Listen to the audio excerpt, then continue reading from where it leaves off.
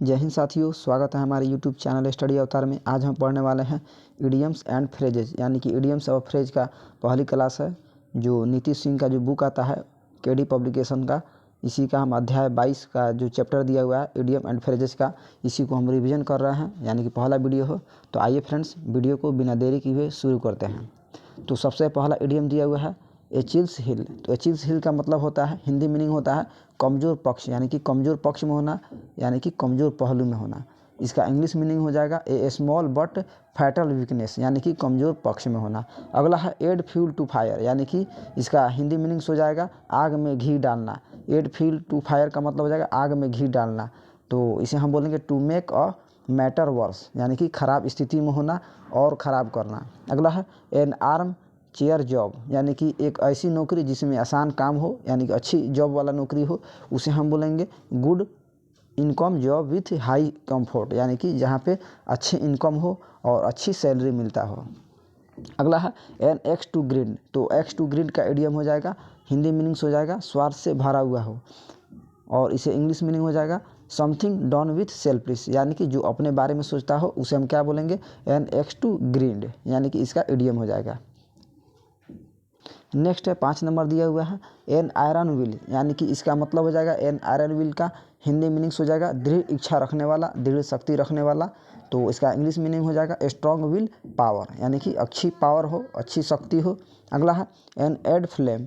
तो इसका मतलब हो जाएगा हिंदी मीनिंग्स हो जाएगा इस इडियम का पुराना प्यार, यानी कि लव ऑफ ओल्ड लव्स, यानी कि ए पर्सन हु है romantic relationship with in the past, यानी कि बहुत पहले से जो रिलेशनशिप में होता है, संबंधी में होता है, उसे क्या बोलते हैं एन ओल्ड फ्लेम। अगला है an old head on young shoulders.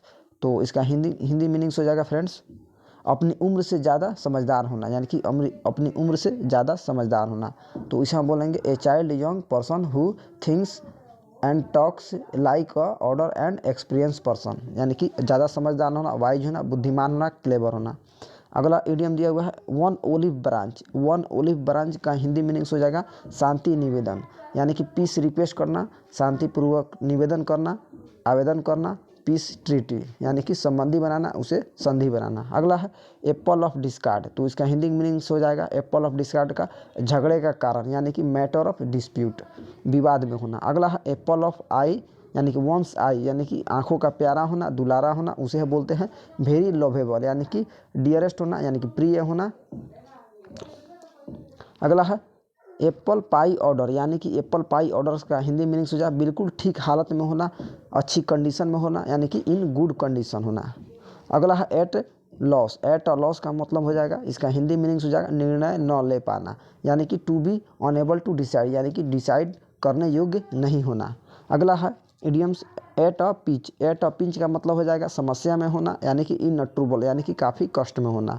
अगला इडियम्स दिया हुआ है एट आर्म्स लेंथ, यानी कि दूर रखना, यानी कि दोस्ती न रखना, दूरी बनाए रखना। इसे हम बोलेंगे avoid to becoming too friendly, यानी कि दोस्ती से दूर होना। अगला इडियम्स दिया हुआ है एट ड्रैगस ड्रॉन, यानी कि दुश्मनी में होना, कट्टर दुश्मनी होना, उसे हम बोलेंगे टू हैव अ बिटर इनेमिसिटी, यानी कि शत्रुता होना।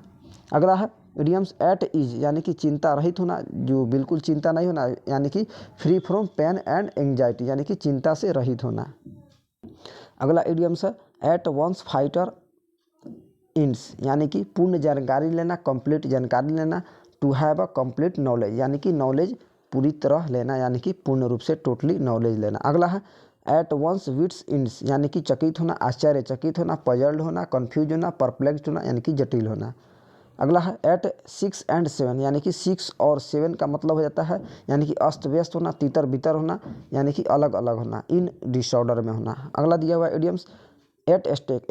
एट स्टेक का मतलब हो जाएगा दांव पर, यानी कि एट रिस्क एंड इनसिक्योर्ड होना। अगला है एट द 11th आवर, यानी कि अंतिम समय में होना। 11th आवर्स का मतलब हो जाएगा यानी कि अंतिम क्षण पे होना, यानी कि एट द लास्ट मोमेंट, यानी कि सबसे अंतिम छोर पे होना। अगला दिया हुआ इडियम्स बैक स्टेयर्स गॉसिप, यानी कि नौकरों के बीच गपशप करना, बातें करना, उसे हम बोलेंगे talk amounts servants on fair talks, यानी कि नौकरों के बीच गपशप करना, यानी कि इधर उधर की बातें करना। अगला इडियम्स है 23 number bad blood. Bad blood का मतलब हो जाएगा शत्रुता, यानी कि दुश्मनी में होना, शत्रुता होना। इनिमिटी यानी कि बिटर रिलेशनशिप, यानी कि कड़ा रिलेशनशिप होना। अगला दिया हुआ है bag and baggage. Bag and baggage का इडियम हो जाएगा बोरिया बिस्तर समेत, यानी कि बोरिया बिस्तर लेकर चले जाना, भाग जाना, तो इसे हम बोलेंगे विथ ऑल बिलोंगिंग्स। अगला इडियम से बैकर्स डोजन, यानी कि संख्या में 13 होना, यानी कि 13 संख्या होना, यानी कि 13 इन नंबर, यानी कि 13 संख्या में होना। अगला है to born with a silver spoon in one's mouth, यानी कि धनी परिवार में पैदा लेना, जन्म लेना। To be born in rich family, यानी कि ऐसी फैमिली जो धनी परिवार में जन्म लेता हो, उसे हम बोलेंगे to be born with a silver spoon in one's mouth. अगला इडियम्स दिया हुआ है be in the driving seat, यानी कि सारी समझदारी का भार उठाना, यानी कि पूरी जिम्मेवारी का भार उठाना, उसे हम बोलेंगे to be in the driving seat, यानी कि अनुसरण करना, बियरिंग ऑफ ऑल रिस्पॉन्सिबिलिटी, यानी कि सारी दायित्व को अपने ऊपर लेना, सारी जिम्मेवारी को उठाना। अगला इडियम्स दिया हुआ है बियर द ब्रंट ऑफ, यानी कि परिणाम भुगतना, to bear the main part of something and unpleasant. अगला इडियम्स दिया हुआ है friends beat about the bush, यानी कि बीट अबाउट द बुश का मतलब होता है घुमा फिरा कर बातें करना, यानी कि एयर्स करना, हवाई बातें करना। To talk in the redundant, यानी कि मैनर, यानी कि सरकम लोकेशन, यानी कि घुमा फिरा कर बातें करना। सरकम लोकेशन का मतलब होता है घुमा फिरा कर बातें करना, इधर उधर की बातें करना। अगला इडियम्स है beat back black and blue, यानी कि ब्लैक एंड ब्लू का मतलब हो जाएगा अत्यधिक पिटाई करना। बीटिंग मर्सीलेसली, यानी कि बुरी तरीके से पिटाई करना, निर्दयी तरीके से पिटाई करना, उसे हम बोलेंगे बीट ब्लैक एंड ब्लू, यानी कि पीट कर ब्लू और काला कर देगा, यानी कि ब्लैक करना। अगला दिया हुआ है बीट येलो हलो, यानी कि इसका मतलब हो जाएगा हिंदी मीनिंग हो जाएगा काफ़ी आसानी से।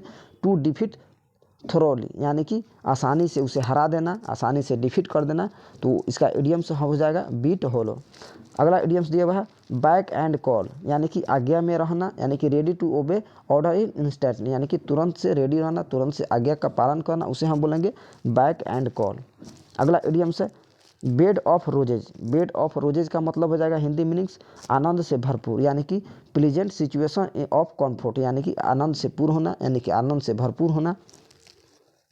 अगला इडियम्स दिया हुआ है फ्रेंड्स बेड ऑफ थॉर्न्स, यानी कि दुख एवं तकलीफ से भरपूर, यानी कि उसके पास काफ़ी दुख एवं तकलीफ होना, उसे हम बोलेंगे बेड ऑफ थॉर्न्स, यानी कि ए सिचुएशन ऑफ एक्सट्रीम डिफिकल्टी, यानी कि कष्ट में होना।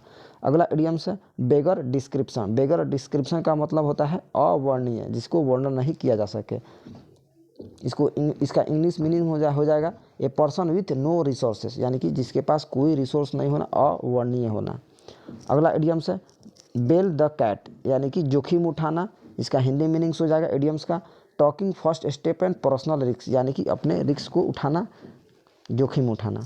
अगला इडियम्स है बीटिंग, यानी कि between the devil and the deep sea, यानी कि दो गंभीर परेशानियों के बीच उलझना। Two between two difficult situation, यानी कि दो परिस्थितियों के बीच उलझन में हो जाना, उसे हम बोलेंगे between the devil and the deep सी। अगला है इडियम्स बिग गन, यानी कि ऊंची पहुंच वाला व्यक्ति, एन इन्फ्लुएंशियल पर्सन, जिसके पास ऊंची पहुंच हो, उसे हम बोलेंगे बिग गन।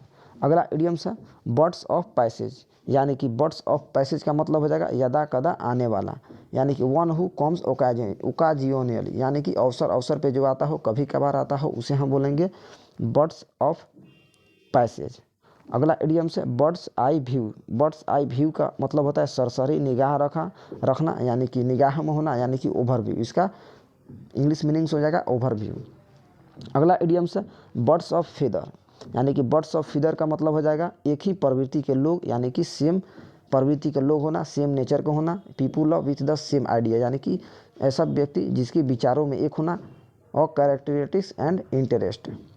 अगला इडियम्स है bite the dust. Bite the dust का मतलब हो जाएगा पराजित होना, यानी कि टू डिफीटेड, हरा देना, यानी कि पराजय हो जाना। बाइट द डस्ट, यानी कि धूल चटा देना। अगला इडियम्स है ब्लैक शिप। ब्लैक शिप का मतलब हो जाएगा ऐसा व्यक्ति जो परिवार या टीम के लिए शर्मिंदगी का कारण बने, उसे हम बोलते हैं black ship. A person who regarded as a disgrace for a family, यानी कि जो फैमिली के लिए शर्मिंदगी हो जो व्यक्ति, उसे हम बोलेंगे ब्लैक शिप। अगला इडियम्स दिया हुआ है ब्लाइंड एले। ब्लाइंड एले का हिंदी मीनिंग्स हो जाएगा कार्य जिसमें आगे की प्रगति संभव नहीं हो, यानी कि ऐसा कार्य जिसमें आगे की प्रगति का संभव नहीं हो। A situation in which no further progress and can be made, यानी कि जो आगे की ओर नहीं हो, जिसका सिचुएशन नहीं हो, जो आगे की ओर नहीं बढ़ता हो, ऐसा कार्य उसे हम बोलेंगे ब्लाइंड एले। अगला है ब्लाइंड डेट। ब्लाइंड डेट का मतलब हिंदी मीनिंग्स हो जाएगा किसी अनजान व्यक्ति से मिलना, यानी कि a meeting between girl and a boy who have not meet before, यानी कि पहले से कोई जिस व्यक्ति से नहीं मिला जाता है, उसके बाद कोई व्यक्ति जो पहले मिलता हो, यानी कि पहली बार उसे मुलाकात होता हो, उसे हम बोलेंगे ब्लाइंड डेट, यानी कि किसी अनजान व्यक्ति से मुलाकात होना। अगला इडियम्स है ब्लो वंस आउन ट्रम्फेट, यानी कि अपने मुँह मीठू करना। इसे हम बोलेंगे टू प्रेज वन से, अपनी बातों को रखना, यानी कि अपने आप को प्रशंसा करना, उसे हम बोलेंगे ब्लो वंस आउन ट्रम्प, यानी कि अपनी ही प्रशंसा खूब करना। अगला इडियम्स है ब्लू ब्लड। ब्लू ब्लड का मतलब शाही व्यक्ति, यानी कि कुलीन व्यक्ति, ए रॉयल एरियोक्रेटिक डिसेंट, यानी कि ऐसा व्यक्ति जो शाही व्यक्ति हो, कुलीन हो, उसे हम बोलेंगे ब्लू ब्लड। अगला इडियम्स है ब्लू बुक, यानी कि नीला बुक होना, इसे हम बोलेंगे सरकारी रिपोर्ट। जो ब्लू बुक होता है इसका हिंदी मीनिंग्स हो जाएगा, इडियम्स हो जाएगा सरकारी रिपोर्ट, यानी कि गवर्नमेंट रिपोर्ट का जो होता है उसे हम बोलेंगे ब्लू बुक। अगला है इडियम्स बॉडी एंड साउल, यानी कि बॉडी एंड साउल का हिंदी मीनिंग्स हो जाएगा पूर्णतः, यानी कि इंटायरली। अगला इडियम्स है बोल्ट फ्रॉम द ब्लू, यानी कि आकस्मिक विपत्ति, यानी कि ऐसा विपत्ति जो अनएक्सपेक्टेड हो, उसे हम बोलेंगे unexpected problem. Next bone of contention. Bone of contention का मतलब हो जाएगा हिंदी मीनिंग्स हो जाएगा झगड़े की कारण, यानी कि ऐसा कारण जो झगड़े का हो, उसे हम यानी कि विवाद में हो। ए सब्जेक्ट ऑफ डिस्प्यूट, यानी कि विवादित सब्जेक्ट, यानी कि विवादित कारण हो, उसे हम बोलेंगे ए बोन ऑफ कंटेंशन। अगला इडियम्स है friends boon blessing in disguise, यानी कि छिपा हुआ वरदान, उसे हम हिंदी मीनिंग्स में बोलेंगे हिडन ब्लेसिंग, यानी कि छिपा हुआ वरदान में होना। अगला है बसूम फ्रेंड, तो इसे हम बोलेंगे जिगरी दोस्त, ऐसा दोस्त जो जिगरी दोस्त हो, यानी कि काफ़ी रिलेशनशिप में हो, उसे हम बोलेंगे फास्ट फ्रेंड, यानी कि ऐसा दोस्त जो जिगरी हो, यानी कि प्यारा हो, लवेबल हो, उसे हम बोलेंगे बसूम फ्रेंड्स। अगला वर्ड्स है यानी कि इडियम्स है ब्रेक द आइस, या ब्रेक द आइस का मतलब हो जाएगा चुप्पी तोड़ना। इसका इडियम्स बोलेंगे, हिंदी मीनिंग्स हो जाएगा इस इडियम का चुप्पी तोड़ना, यानी कि टू स्टार्ट कन्वर्जेशन, यानी कि बातें को स्टार्ट करना, शुरुआत करना, बातचीत करना। अगला इडियम्स है ब्रेथ वंस लास्ट, यानी कि मर जाना, लास्ट का मतलब टू डाई, यानी कि पास अवे। अगला इडियम्स है ब्रोड डे लाइट, यानी कि दिन दहाड़े, in a light when crime can not be hidden, यानी कि ऐसा क्राइम्स जो छुपा हुआ ना हो, यानी कि डे एंड लाइट में हो, यानी कि दिन दहाड़े हो, उसे हम बोलेंगे ब्रूड डे लाइट। अगला है ब्रोकन रीड। ब्रोकन रीड का मतलब हो जाएगा यानी कि अविश्वासी व्यक्ति, ऐसा व्यक्ति जो अनबिलीवेबल हो, यानी कि जिस पर विश्वास नहीं किया जा सके, उसे हम बोलेंगे broken reed. A weak unreliable person, यानी कि जिस पर विश्वास नहीं किया जा सके। अगला इडियम्स है ब्राउन स्टडी। ब्राउन स्टडी का हिंदी मीनिंग्स हो जाएगा इस इडियम्स का विचार मग्न, यानी कि विचार मग्न में होना, ए स्टेट ऑफ डीप थॉट, यानी कि काफ़ी गहरी सोच में होना। अगला इडियम्स है bull the China shop. Bull the China shops का हिंदी मीनिंग्स हो जाएगा इस इडियम का जो जगह के अनुकूल न हो, यानी कि बेढंगा हो, कलमजी हो, उसे हम बोलेंगे one who is out of place in delicate situation, जो एक सही स्थिति में ना हो जगह, उसे हम बोलेंगे bull in the China shop.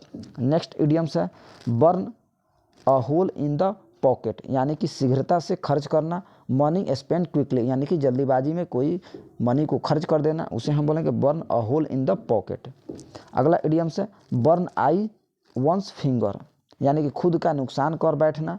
इसका हिंदी मीनिंग हो जाएगा to get oneself in trouble, यानी कि अपने आप को कष्ट में डालना। नेक्स्ट इडियम है burn the candle at the both ends, यानी कि अपना क्षमता अथवा साधन का अत्यधिक इस्तेमाल करना, to use one's resources in enterprise excess. अगला इडियम्स है बर्न द मिडनाइट ऑयल, यानी कि देर रात तक मेहनत करना, यानी कि इसका मतलब हो जाएगा देर रात तक तेल को खर्च करना, तो इसका हिंदी मीनिंग हो जाएगा देर रात तक मेहनत करना, यानी कि लेबोरिंग या स्टडिंग टिल लेट नाइट यानी कि देर रातों तक मेहनत करना यानी कि जगे हुए रहना और पढ़ना, स्टडी करना। अगला इडियम्स है बर्निंग क्वेश्चंस यानी कि अपने क्वेश्चन को जलाना, तो इसका हिंदी मीनिंग्स हो जाएगा यानी कि ज्वलंत प्रश्न, यानी कि हॉट इशू यानी कि काफ़ी गहरी मुद्दे पे बातें करना, यानी कि काफ़ी गर्म मुद्दे पे बातें करना। अगला इडियम्स है bury the hatch. Bury the hatch का मतलब हो जाएगा दुश्मनी खत्म करना, यानी कि दुश्मनी को भुला देना। टू एंड अ हॉस्टिलिटी यानी कि दुश्मनी को तोड़ना। अगला है by fits and start. By fits and starts का मतलब हो जाएगा रुक रुक कर अनियमित रूप से, यानी कि इरेगुलरली यानी कि अनियमित रूप से।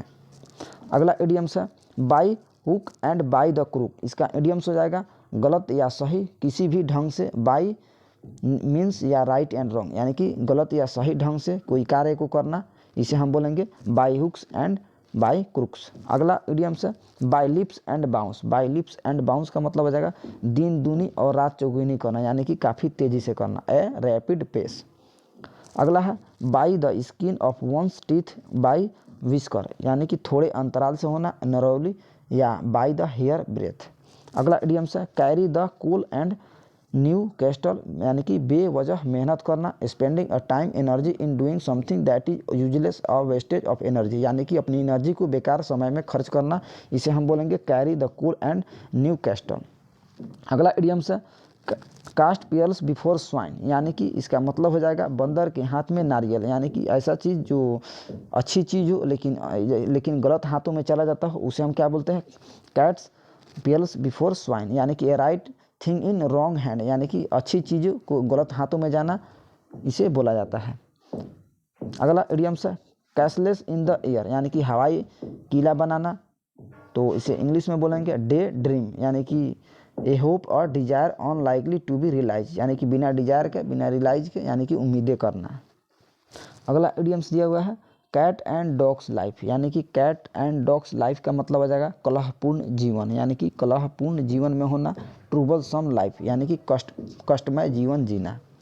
अगला इडियम्स है कैच एंड टारटार, तो इसका हिंदी मीनिंग्स हो जाएगा इस इडियम का शत्रु या बहुत बड़ी परेशानी से सामना होना, यानी कि to grapple with unexpectedly formidable opponent यानी कि प्रतिद्वंदी में होना, यानी कि डिस्प्यूट में होना, विवादित में होना।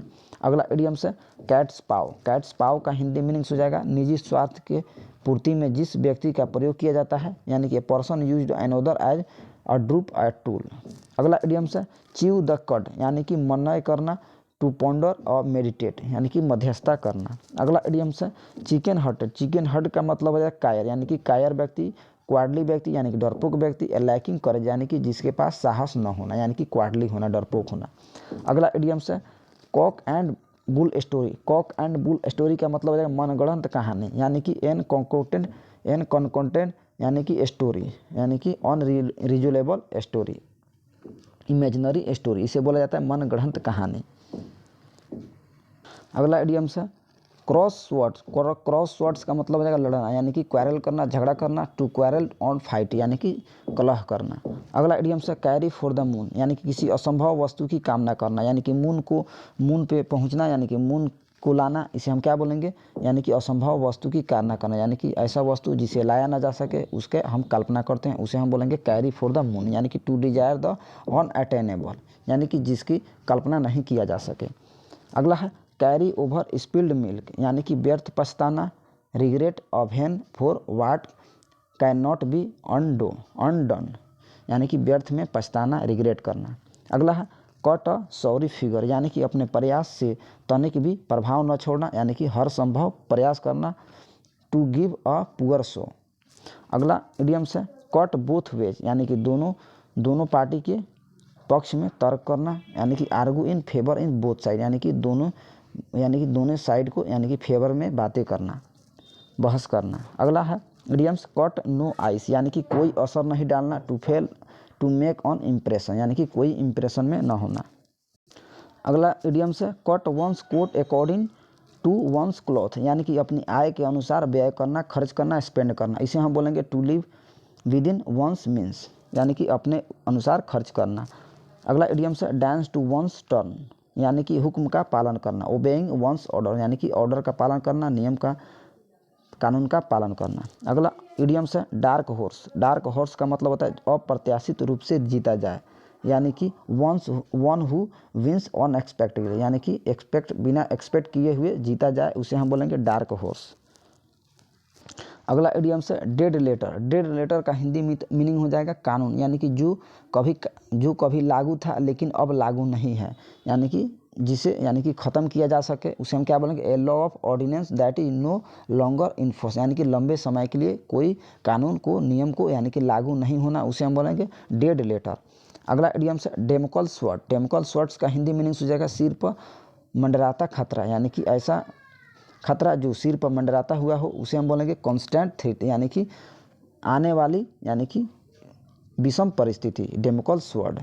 अगला इडियम्स है डाई अ डॉग्स डेथ, यानी कि लज्जाजनक मौत मारना, यानी to die a shameful death, यानी कि शर्मनाक मौत मरना, इसे हम बोलेंगे डाई अ डॉग्स डेथ। अगला इडियम्स है डाई इन हार्नेस, यानी कि अपने कार्यावधि के दौरान ही मृत्यु होना, यानी कि कार्य पूर्ण होने के पहले ही मृत्यु होना, उसे हम बोलेंगे डाई इन हार्नेस, यानी कि डाई विल इन सर्वाइव, यानी कि अपने सेवा के दौरान मृत्यु को होना।